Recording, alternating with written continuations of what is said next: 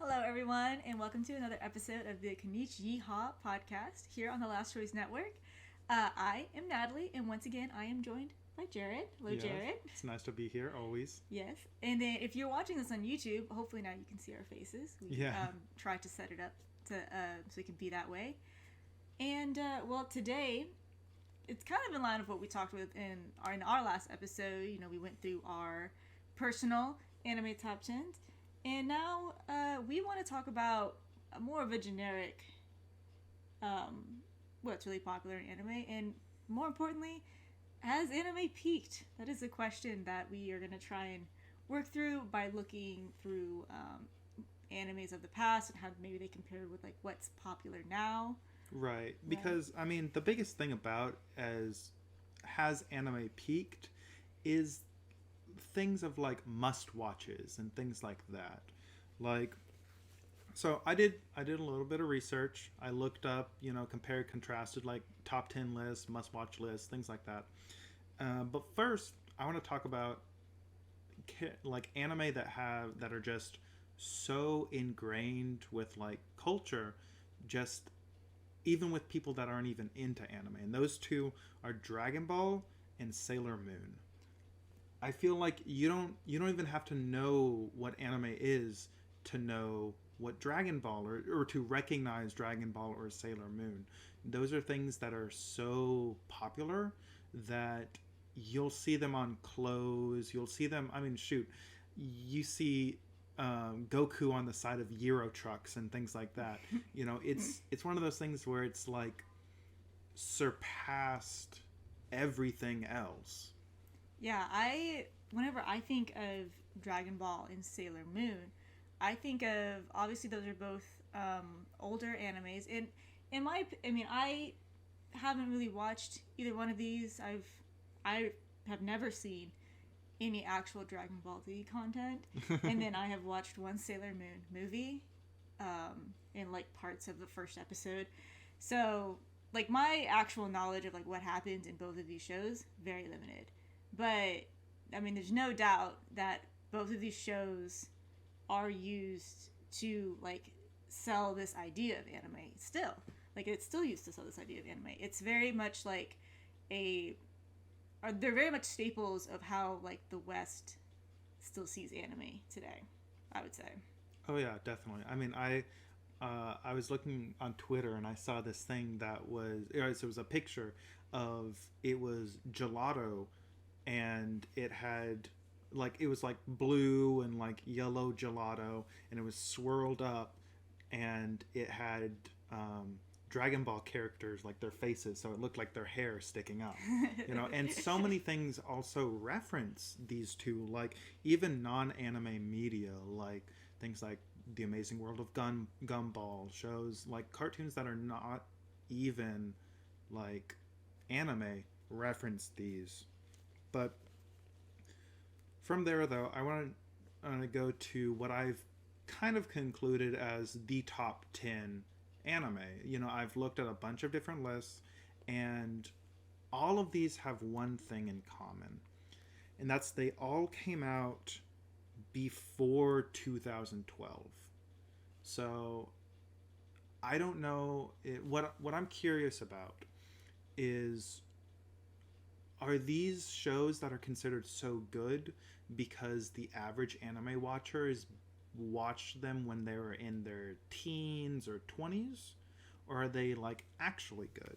So a couple that I've brought together: Cowboy Bebop came out in 1998, Death Note came out in '06, Steins Gate came out in 2011, Hunter x Hunter came out in 2011, and I've concluded that Full Metal Alchemist Brotherhood is the number one anime ever made. Across It all is platforms. across all platforms. Yeah. I mean, it is probably the most often show that you see number one on lists. It's number one on my anime list, like the website.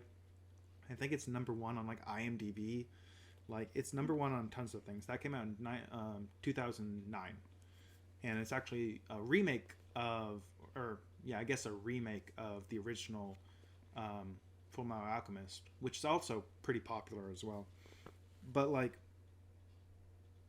all of these shows come out kind of within the same like time span, and with the exception of very few shows, well, with the exception with the exception of very few shows, a lot of shows that you see in the top 10 lists have not come out recently.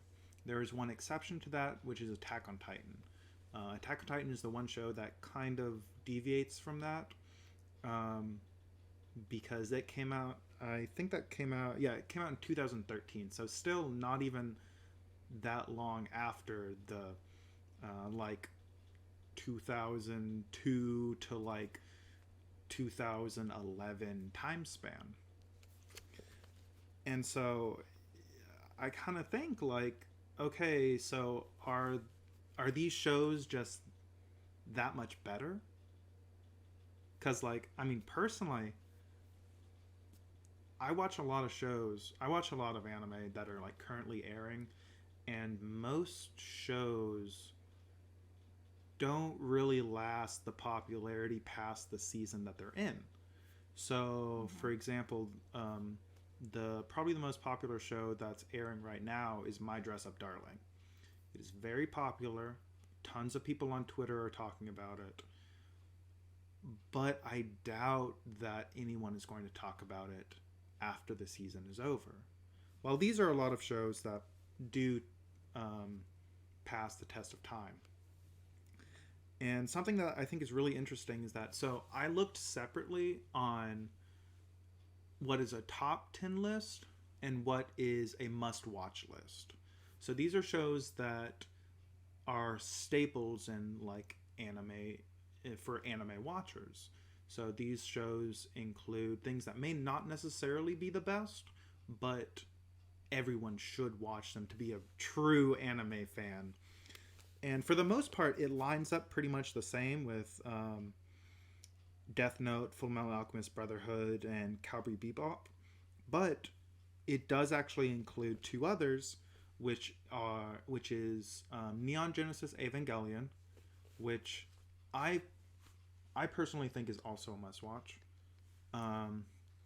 It's one of those shows that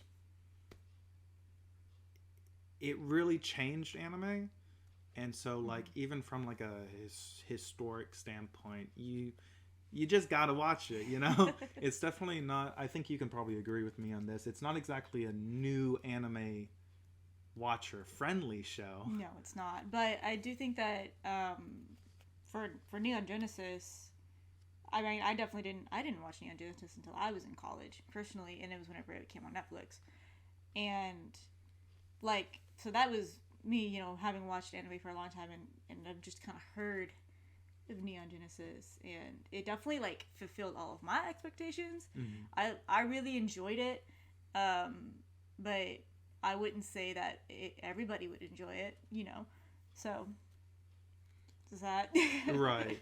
And I mean, that's also a show that has, you know, tons of merch, is massively popular. I mean, Japan has a train that reenacts, like, I think it's one of the first angel attacks in the show, or in the show. Mm-hmm. I mean, Evangelion is, I'd say it's one of the most like easily recognizable shows out there. And it's also, yeah. So, I mean, I think it deserves a spot. And one that I often forget about is the Melancholy of Haruhi's Suzumiya. This is a show that it really, really stapled, like, the main character girl is just really quirky, and, you know, she's just like not like other girls, and then you have the main character boy that is just an average guy that just has to deal with all of the things that she does. And one thing that really made this show popular is that its ending credits, it had a dance that went along with it. Now, I don't fact check me if you want, but I think this might have been the first time that like an ending dance maybe even happened. And if not, this is the first time that it's been as popular as it was. That was the first show that I think it came out. So it came out in 2006. And I think that was about this time when YouTube was starting to get really popular. Mm-hmm. And so I remember that there were tons of videos of people doing the dance and like how to do the dance to the ending of Haruhi. And that it really shaped like a generation of anime watchers. I know a lot of my friends that are about my age also remember doing the dance and things like that. Real cringe anime stuff, you know. Now, to my must watches, I think they're pretty much similar. They're pretty similar. They're almost exactly the same. So obviously, Full Metal Alchemist Brotherhood. It's the perfect anime. If you make a checklist box of what makes a good anime, checks mark everything. You got Death Note, and then the three that I add are that all also come out in this same amount of time, or this same like time period. Is Ouran High School Host Club. It's the perfect like entry slice of life rom-com that's like high schoolers. I remember watching it when I was maybe like 13, something like that. Mm-hmm. I was in middle school for sure. Middle school, yeah. That came out in 2006. Gurren Lagann. It is one of Studio Trigger. Wait, I'm trying to remember if it might be Gainax. Gainax basically became Studio Trigger. That's why it's like, I can't remember if I'm pretty sure it's Gainax's last anime, but it's huge, it's big and bombastic, and it's a perfect like, oh, anime can be so much more like exaggerated and things like that. It's also really funny. It came out in 2007. And then Soul Eater also has a special place in my heart. Came out in 2008. These are all shows that I think one thing that actually really like makes this like, these are shows that a lot of people consider some of the best and must watches, is because they were on Netflix. So whenever Netflix was pretty early, it didn't have very much anime on it. But these were all shows that were on it. So that might be something that contributed to it. Yeah. So I would say that my must watch is pretty similar to yours. Other than Gurren Lagann. Gurren Lagann was not one that I picked up. And also I was someone who did not watch anime on Netflix. I watched it on Funimation.com. Mm-hmm. So that means that what I did pick up early in my anime watching experience was Black Butler, which I can't even say if it's good anymore. It's been a long time since I've watched it, and something tells me it might not be as good as I remember it being. But I really liked it whenever I was watching it, and I think that also like brings to the question of like, because obviously like the difference between like your must watch and then like this like kind of standard must watch, right, is I would say like in the standard must watch one, you got Neon Genesis and Cowboy Bebop. Both of those came out mid to late 90s, and then the rest of these are more like mid 2000s, right? So like you also have to factor in some nostalgia. I feel like you gotta factor in some nostalgia, right? Yeah. Like these were our first anime, so of course we're gonna say that they should be the must watches, right? Yeah, like, I mean, and that's one thing that I'm like, not sure about, is that is it because these shows that are like mid 2000s and mid to late 90s, are these must watches because like these were some of people's first anime? Because that was when like anime was starting to get like easier to be accessed. Mm-hmm. Like, is that why these are so popular, or is it just that they're that good? I personally haven't gone back and rewatched like any of these, except for I've watched part of Gurren Lagann recent, like not too long ago, but I haven't watched these in a long time. So like, are they still good? I haven't watched any of these recently. Yes. I don't yeah. know if they're still any good. To be on so many watch lists and things like that, they have to have some merit to them. Um, but on top of that as well, I think that there are also shows like that people say you must watch are like the classics. So what people consider the classics. These are Yeah. shows that came out pre 2000 that are like so considered so superior to just everything that's come out. The one specifically that I hear about that gets thrown around is Legend of the Galactic Heroes. It's this space opera that's like, it's pretty long, and it's just I've had it explained to me as, once you watch this show, you will never watch anime the same again, is because it's just that good. I haven't watched it. I don't know if it's something that I even want to watch, because Yeah. I mean, if it is such that good, like so good, like why would you want to do that to yourself? But I mean, there's been plenty of YouTubers that have, or anime YouTubers that have made like videos about it, and because it is hailed as such a good show. On top of that, also Neon Genesis Evangelion kind of reaches that same with Cowboy Bebop, and then two other ones are Gundam. You know, Gundam is one of those like quintessential shows that, like, it doesn't matter what Gundam you watch, just that you watch some Gundam, just to get the idea of Gundam as a whole. And also on top of that, one that I actually saw quite a bit. This was also on some must watches, but I didn't feel quite like adding it because I thought it better fit in this, which is Revolutionary Girl Utena. That's also another show that was very influential and very groundbreaking. And so it's one of those shows that are like, it's just so like ingrained, or maybe just so good that you have to watch it. You're not a real fan unless you watch the classics, things like that. And I would even put like we mentioned like Dragon Ball and Sailor Moon. I would consider those classics too, but it seems like their characters really reach more beyond their story than these other classics do.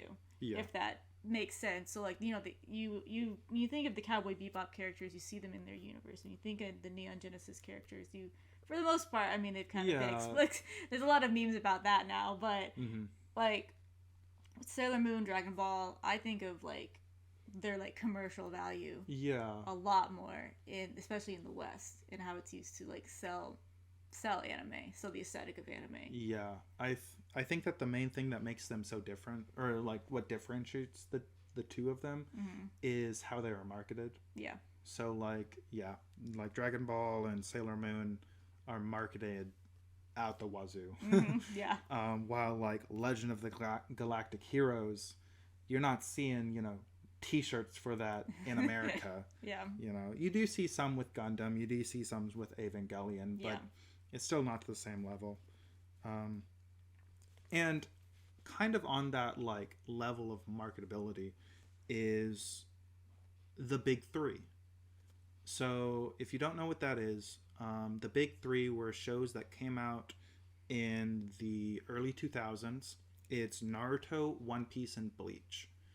These shows, or these manga, were the top sellers for Shonen Jump. They were always on the front page, and these are three of the most sold manga of all time. So, and that's one of the things that makes them the big three, is that they were so loved by everyone. I remember growing up, and I was really into Naruto, but I knew people that were really into Bleach. I knew people that were really into One Piece. I mean, the other people doing our podcast Very One Piece. doing episodes over One Piece, you know, and you don't have that anymore. So, other than with Attack on Titan, I would say Attack on Titan's kind of getting there. Yeah. So, what makes the big three is how well they sold. What people consider the new big three are Attack on Titan, My Hero Academia, and Demon Slayer.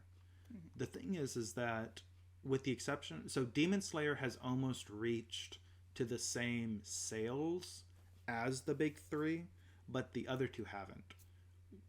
Well, when it comes to like, so on that aspect of like sales, we'll never have a big three again, because there will most likely never be shows where all three of them, their copies of like their manga, are so astronomically high, like all three at the same time. But when it comes to popularity, if you wanted to find the big three as one of the three most popular shows, then I definitely say it's Attack on Titan, My Hero, and Demon Slayer. These are shows that even non-anime fans are like wearing their merch. You know, they're basically, it's kind of like whatever's sold at Hot Topic at the very front. That's what the big three is. Basically, yeah, for sure. And like, I know whenever we were talking about this, you know, outside of the podcast, my thing was in talking, once again, circling back to this question of like, has anime peaked? I'm also thinking about like, you know, some of like how are things like being taken like in popularity in like this anime fan culture. And with the big three, with Naruto, One Piece, and Bleach, there are so many episodes, right? We all know there's so many episodes. Wait, are they still? So which ones are ongoing? So One Piece is still ongoing. One Piece is still ongoing. Naruto is done. But Boruto is going. Yeah. And then Bleach is done. Okay. But regardless, there's a lot of episodes of all of those, right? Like, here's my thing. Those are big three, right? But now those big three, they're not on the tops. They're not on the must watches necessarily. So what I think, or what I want to know, is like do these shows have so many episodes just to like get a status, you know? Or like, yeah. Or I guess we were talking about manga, or there's so many, you know, chapters or whatever just to get like some status. So like, you know, you get that question of then like, is it even good? Yeah. Right? So like, I mean, not to dish on the people who like these mega animes. I know they're here. I know they're here. I know they are. But like, I got 50 episodes into Naruto, right? 50 episodes. I stopped watching after Kakashi had his first fight. And I was like, I can't do any more of this because nothing has happened in this show for 50 episodes. And I can't commit to that. To me, that means it's not good. Like, yeah. To me. And I feel like, or it seems like, you know, I can't tell if they're maybe just like really hoping that if they make more, they get to the status of great. Because obviously, like, everybody, I mean, a lot of people like these. You know, a lot of people like these. I mean, But then I think about Full Metal Alchemist. It has like 60 episodes. So, you know, a couple more episodes in those 50 that I watched of Naruto. And it's a wonderful, well-rounded story that has an ending, you know? Yeah, and I mean, that's one thing that's, like, crazy about these is that, like, it took so long to finish them. But you know what? Everyone knows how to Naruto run. Everybody knows how to Naruto run. You know, and I think one thing that made these shows so popular, and it's the same thing that made the most popular shows now popular, is their characters. Mm-hmm. The characters are so cool. Mm-hmm. Like, and they have really good character design. And so that's one of the things that makes, like, these shows so popular is that even if you don't watch the show, you can look at a character like Kakashi and be like, yo, he looks so cool. You know, I'm fine having him on a shirt just because it looks cool. Things like that. And I mean, Demon Slayer. Demon Slayer has some really good characters. I am caught up to date with Demon Slayer. At least the show, not the manga. The manga's actually over. That's one thing that people are... Well, that's one thing about Demon Slayer that is kind of what made it so popular, like sales-wise, is that it released at the same time as the anime. And so it got immediate popularity. Demon Slayer's story isn't that good. Personally, I don't think it's that good. I think that the animation of it is carried super well, like carries it really heavily. But the actual story itself is kind of lackluster. And we going, ooh. Yeah, I know. Because I like Demon Slayer. I mean, don't get me wrong. I like Demon Slayer. Yeah, I mean, the first season was better than the second. It was way better than the second. And Mugen Train was fantastic. So, I guess, for me, I just want to see what happens next. Right. That's all I can hope for. Hopefully, it's better than Entertainment District. Sorry, Entertainment District wasn't very good, in my opinion. See, and yeah. The discussion of Demon Slayer is for another day. I have many thoughts on it. But, I mean, just think about it with, like, these are shows, I mean, on the same vein, people doing, like, the salute in Attack on Titan in real life, like anime fans, is the same as, say, 10 years ago, or before that, whenever people were doing Naruto hand signs. It's the same. There's a certain level of marketability of, like, being able to replicate these things that makes these shows so popular. And so they don't even necessarily have to be all that good, just how well they're marketed. Oh, of course. And so, I mean, it comes back to it, like, are these shows good? What shows are even good anymore? Oh my goodness. I question now what, well, you know, it's like, am I a you jaded anime fan? Yeah, I know. I am jaded anime fan. I have watched too many anime. I don't even know what's good anymore. And my response to that is that I think that there are a lot of great anime that has come out recently. I mean, I had Sarazanmai as my second, my number 2 top 10 anime, and my thing is that Sarazanmai is what, 12 episodes? Yeah, not even. It's 11. 11. Sarazanmai is 11 episodes, and it has a complete story, and I think that's beautiful. And I don't want them to return to it, but that means that it's also never going to gain the popularity of all these other, like, the popularity level of all of these shows. But I think that it's a fantastic anime that came out recently. You know what? That's one thing that adds to this that I meant to bring up, is that are these older shows so, like, considered so good because there are only a couple shows coming out? Like, there are so many shows shoveled out now. Like, it is crazy how many shows and how many absolute terrible shows come out now. Is there so many now that they kind of the good ones kind of get drowned out? Because, like, you know, you can have, with more shows becomes more opportunity, so, or more options to watch. And right. So there could be someone that, like, has, say there's 2 shows, say that there's the newest season of My Hero Academia, or no, the first season of My Hero Academia, and then, like, some other just 12 episode show. Say someone goes, you know, I kind of feel like watching this one right now, and then because they have the option to. They could choose to watch 4 other shows because, maybe it didn't I remember I laugh so hard at my younger self because whenever Naruto started airing on Cartoon Network, my brother was like, "Oh yeah, it's really good." And I remember being like, "Man, this sounds so dumb.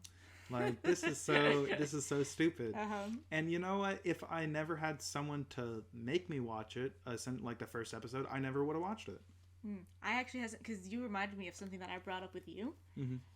Also about Naruto and how it did have like a dubbed airing on American television was so since I started or tried to watch Naruto a little bit later, like I think I was like well into high school whenever I tried to watch it, and I watched it on Netflix, which means that I watched it in order from episode 1, right? So 1 to 50, that's 1 to episode 50 is all I got to.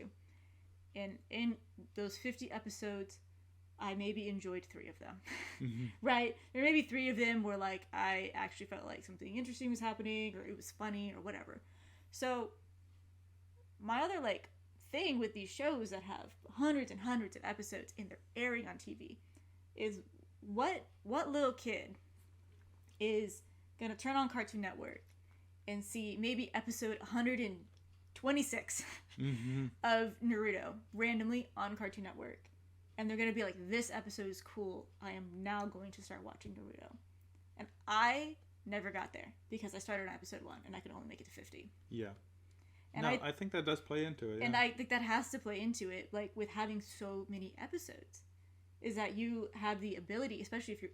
This is all like with the idea of airing, yeah, of airing on TV. I think I was like right? 9 when Naruto aired on Cartoon Network. And you're watching just random episodes of any of these big 3. Yeah. I mean, because they did start airing. Yeah, all 3 of them, all 3 of them aired on American TV at some point. Yes, at some point. So, like, maybe if I saw a different episode of Naruto, I would have liked it more.